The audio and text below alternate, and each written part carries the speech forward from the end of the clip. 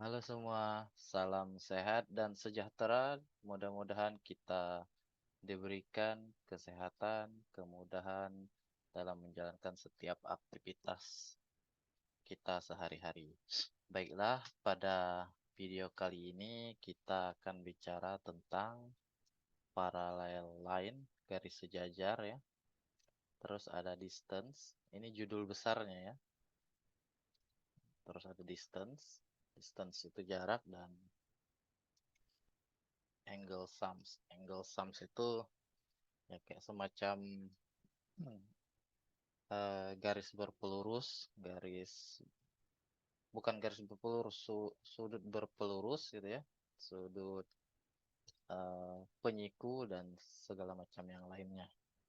Oke, pada video kali ini kita akan membahas hal yang pertama yaitu parallel line ya. Parallel line ini garis-garis sejajar. Nah, yang akan dibahas pada video kali ini ada dua macam, yaitu ya tentang apa sih yang dimaksud dengan garis sejajar itu. Kemudian pasangan sudut yang dibentuk oleh dua garis sejajar yang dipotong oleh suatu garis transversal. Itu ya. Jadi ada dua macam yang akan kita pelajari dalam video kali ini. Nah, sedangkan yang ketiga ini bukan kita tidak pelajari tapi nanti akan kita pelajari di video selanjutnya, yaitu prinsip-prinsip garis-garis sejajar. Oke, di layar ini kita bisa lihat bahwa pada gambar ini kita melihat ada rel ya, ada rel kereta api. Mudah-mudahan semuanya sudah pernah melihat rel kereta api. Dan seperti yang kita tahu bahwa rel kereta api itu sejajar gitu ya. Pada kondisi nyatanya dia sejajar. Jadi dari ujung timur ke ujung barat misalkan dia akan selalu sejajar. Nah, barangkali itu adalah contoh nyata dari garis-garis yang sejajar. Contoh garis-garis yang sejajar. Oke ya. Nah, yang ingin saya sampaikan di sini, rel kereta api ini pada kondisi nyata, kondisi realnya memang dua buah garis yang sejajar ya. Jadi ketika kita bicara rel kereta api merupakan garis-garis yang sejajar di kondisi nyata, dan itu kita belajarnya di geometri datar ya, geometri bidang datar.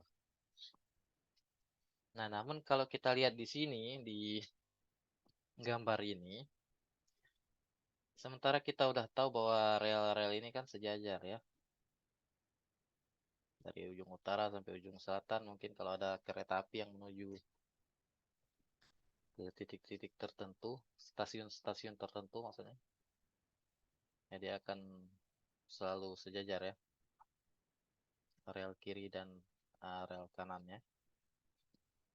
Tapi ketika kita lihat di sini, di gambar ini, ternyata kita bisa melihat satu titik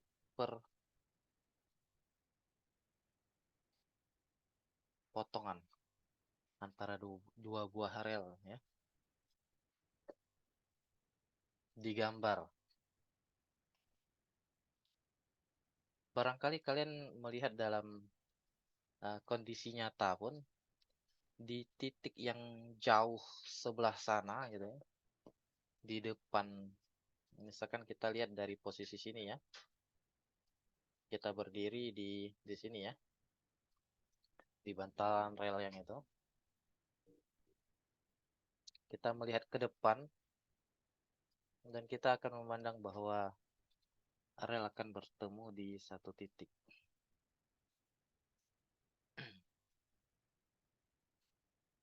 Walaupun seperti yang kita tahu ya, rel itu merupakan garis-garis sejajar yang tidak pernah berpotongan ya.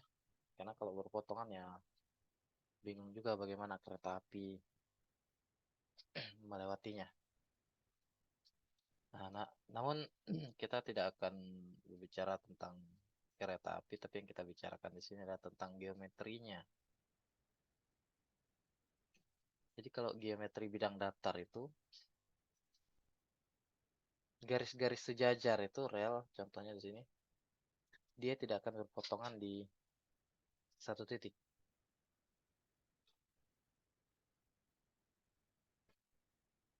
Tapi ketika kita lihat pada gambar ini, kita melihat bahwa rel ini berpotongan di satu titik. Nah, itu akan dipelajari di geometri proyektif namanya ya. Jadi aliran geometri, bukan aliran ya, tapi ada yang disebut dengan geometri datar.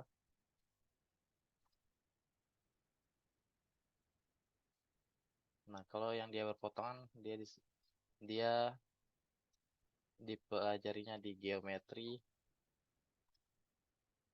proyektif namanya ya.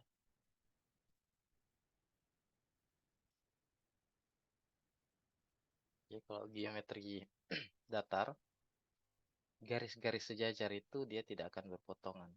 Tapi kalau di geometri proyektif, garis-garis sejajar ya ternyata tampak berpotongannya. Kita bisa lihat dari gambar rel kereta api yang ada di sini.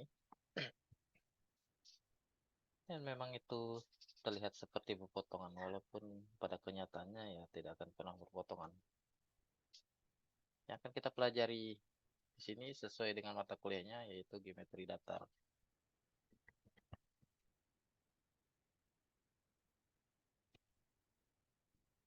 Oke ya.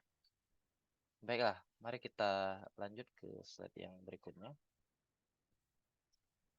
Kita belajar tentang garis-garis sejajar di geometri datar ya. Apa itu? Garis-garis sejajar di geometri datar. Nah, oke. Kita perlu definisikan dulu apa ini maksud dengan garis sejajar. Garis sejajar adalah garis lurus yang terletak pada bidang yang sama dan tidak berpotongan ya. Karena kan ini geometri datar ya, bukan geometri proyektif. Tidak berpotongan seberapa jauh pun diperpanjang ya. Nah, itu adalah definisi garis sejajar. Jadi dia garisnya itu terletak pada bidang yang sama dan tidak berpotongan. Walaupun garis itu diperpanjang sejauh mungkin. Nah, ini ada ilustrasinya, ada garis AB dan garis CB. Sebenarnya gini ya, kalau yang dinamakan garis itu ada dua ujungnya ya. Nah, tapi ada model lain. Nah, kalau misalkan ada panah di ujung satu aja, nah ini namanya sinar. Kalau ini garis ya. Nah, kalau nggak ada panah, ini namanya segmen. Kadang-kadang segmen kita katakan sebagai garis. Kadang-kadang sinar kita anggap sebagai garis gitu ya. Nah, tapi setidaknya saya sampaikan di sini, ketika ada tanda panahnya di ujung kiri dan ujung kanan, di kedua ujung maksudnya, nah itu dikatakan garis. Seperti yang kita tahu ada sumbu X dan sumbu Y gitu ya. Biasanya kita kita buat ini ya, tanda panahnya ya. Ini untuk sumbu X, ini untuk sumbu Y. Jadi itu artinya ya garisnya itu bisa terus diperpanjang kalau ada tanda panah itu ya.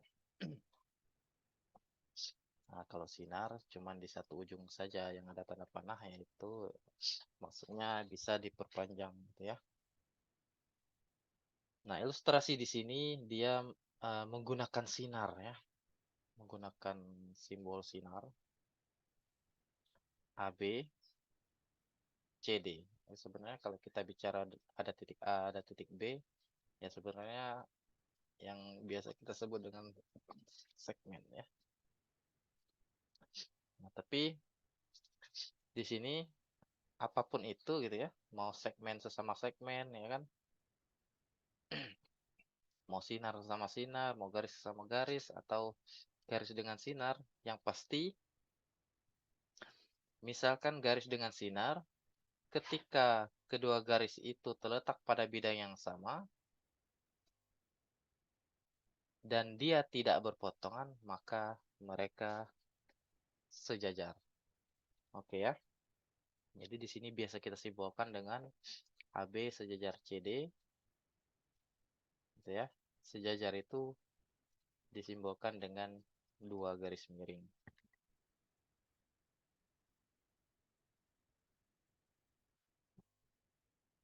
Oke. Nah, itu definisi dari garis sejajar. Lihat kembali definisinya. Jadi garis sejajar itu garis lurus ya. Karena yang namanya garis itu bisa lurus, bisa juga dia melengkung, garis lengkung ya. Nah, jadi poin-poin penting yang ada di garis sejajar di sini adalah garis lurus. Dia pada bidang yang sama dan dia tidak berpotongan. Nah, itu kata kuncinya ya. Kenapa harus pada bidang yang sama? Nah, misalkan di sini ada bidang X dan bidang Y gitu ya.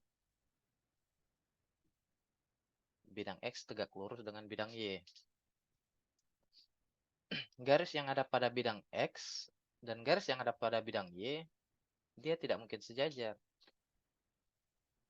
Karena pasti ada titik potongnya. Jika diperpanjang gitu kan, akan menemukan titik potong. Tapi ketika dia pada satu bidang, misalkan di bidang X, di bidang X yang horizontal gitu ya,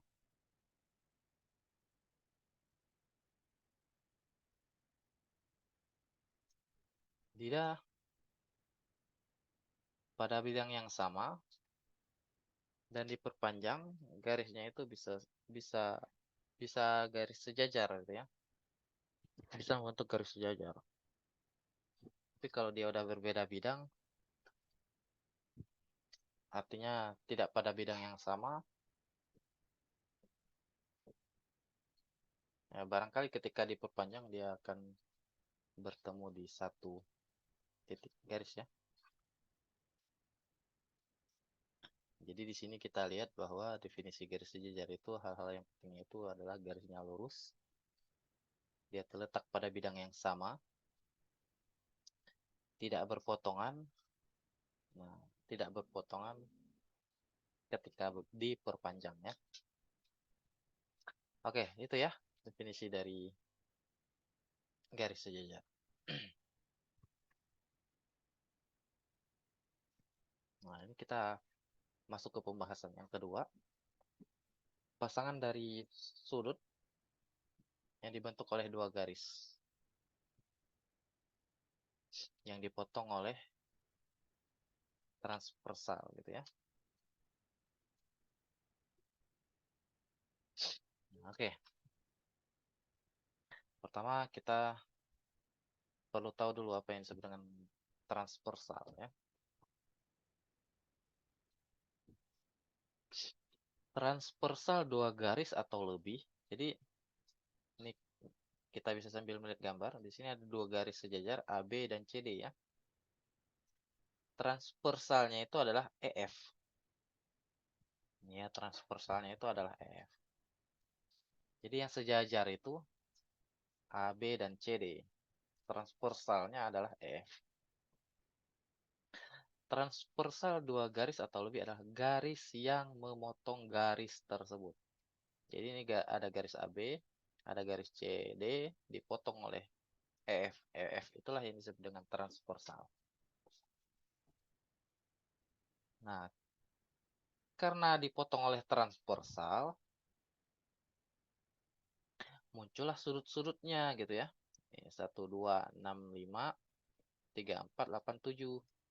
Ya. Nah, itulah yang dipelajari di materi ini.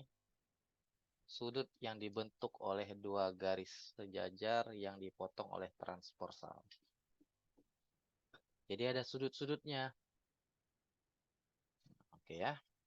Ada yang disebut dengan sudut dalam, ada juga yang disebut dengan sudut luar. Sudut dalam ya. Nah, interior angle. Apa itu sudut dalam?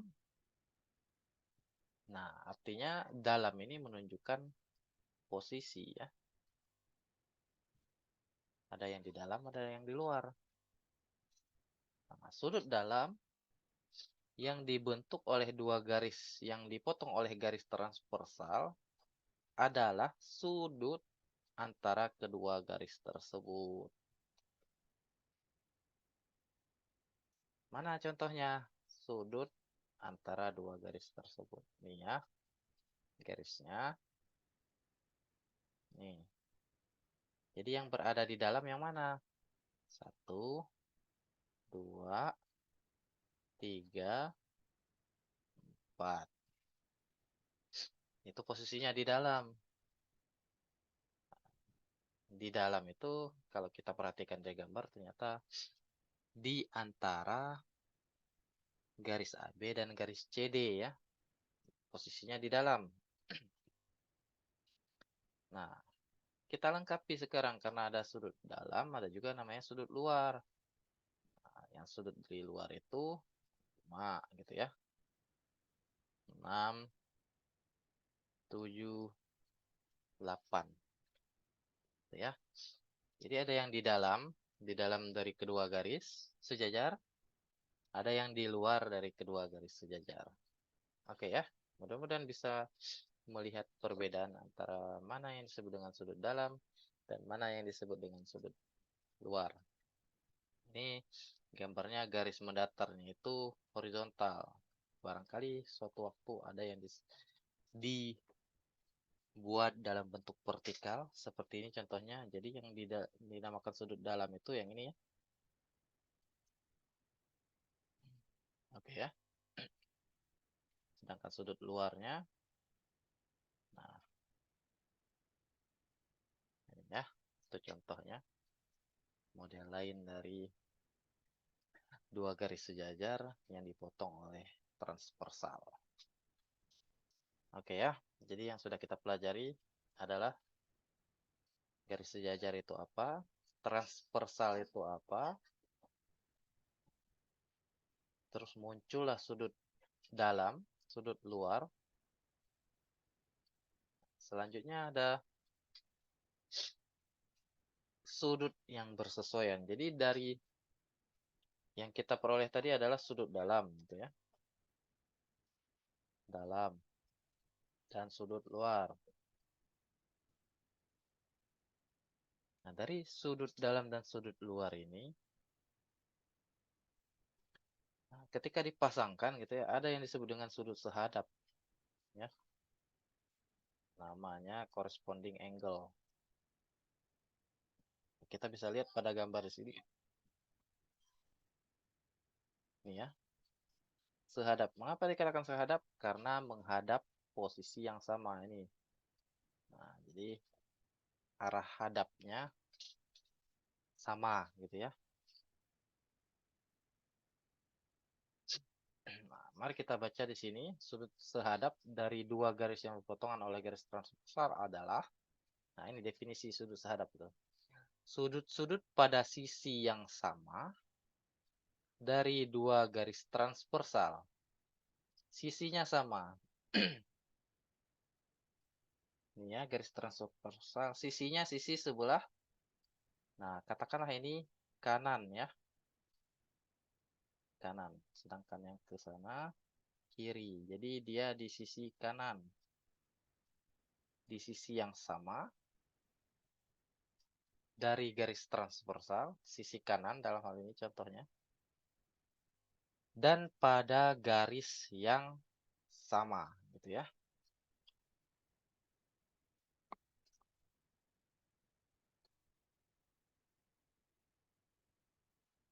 Jadi ini ya,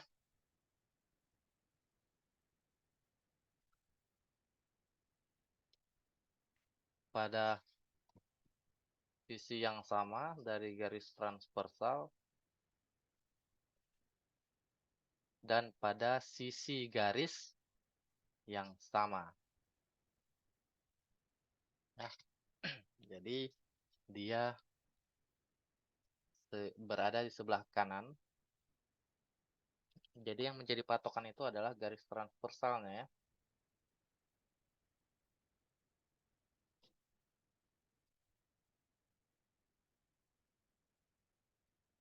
Ini garis transversalnya EF, dia berada di sebelah kanan.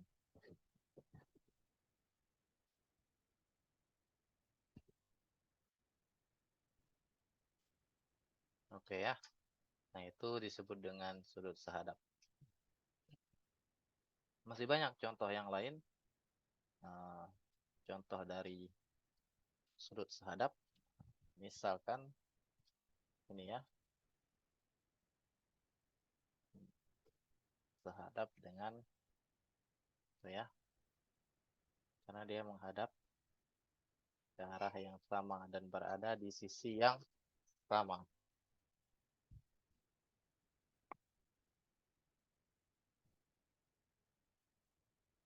Berada di sisi yang sama dan menghadap ke arah yang sama ya.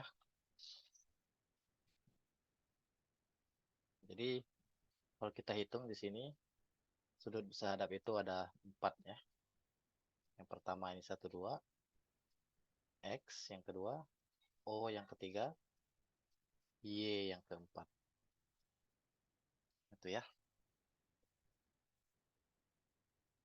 Jadi dari sudut dalam dan sudut luar ini ada yang disebut dengan sudut sehadap ya. Selain itu ada juga yang disebut dengan sudut dalam berseberangan ya. Nah, kalau bahasa Inggrisnya alternate interior angle. Dalam kan sudut dalam ya. Tapi dia berseberangan. Apa yang membuat dia berseberangan? Ya garis transversalnya tadi ya. Nah, satu berseberangan dengan dua karena dipisahkan oleh garis transversal EF. Nah, jadi sudut dalam berseberangan itu adalah sudut-sudut yang tidak berdekatan. Jadi tidak berdekatan ya. Antara dua garis tersebut. Maksudnya garis AB ya. Dua garis tersebut AB dan CD pada sisi yang berlawanan dari garis tersebut. Sisi-sisi yang berlawanan itu ya ini ya. Garis tersebut di sini adalah transversal ya.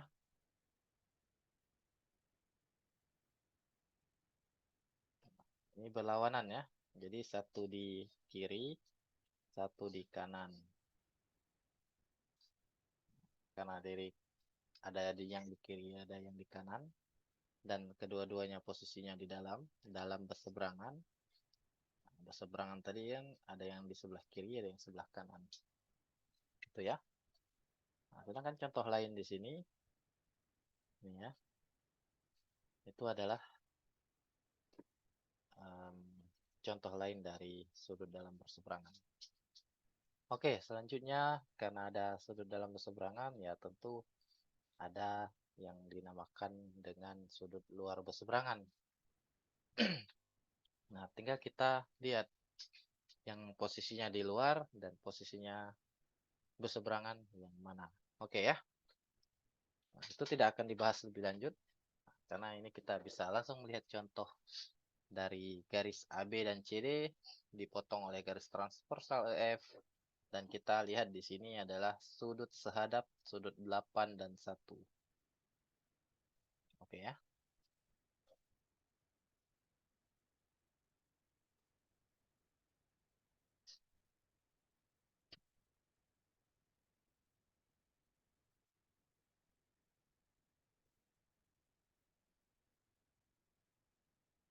Contoh lain dari sudut sehadap adalah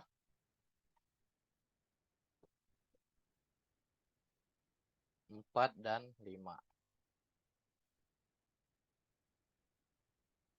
5 ya. Nah, selanjutnya sudut dalam sepihak. Dia berada di dalam. Nah, artinya kalau di dalam ya ini kemungkinannya 1 2 3 4 ya.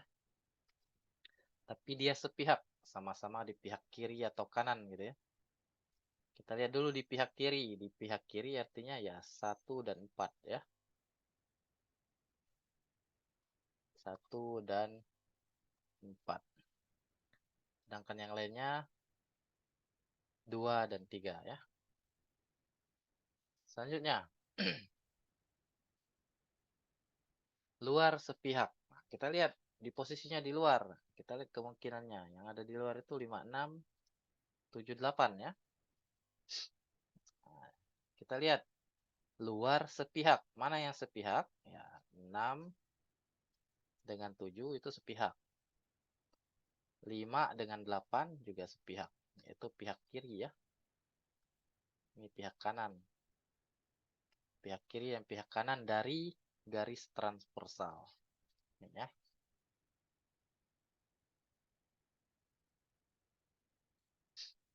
Jadi selain 7 dan 6, tadi ada 5 dan 8 ya. Selanjutnya ada sudut dalam berseberangan. Ya, kita cari dulu yang mana yang di dalam. 3 4 1 2 gitu ya. Tinggal kita lihat yang mana yang berseberangan. Contohnya di sini 1 dan 3. Selain itu ya yang berseberangan 2 dan 4 gitu ya. Selanjutnya luar berseberangan. Tinggal kita cari yang mana yang di luar posisinya.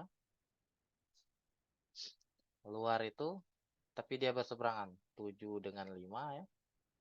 6 dengan 8. 6 dan 8. Sudut ya. Ada lagi yang lain? Ternyata tidak ada. Sampai di sini dulu materinya. Terima kasih atas perhatiannya. Selamat belajar. Assalamualaikum warahmatullahi wabarakatuh. Terima kasih.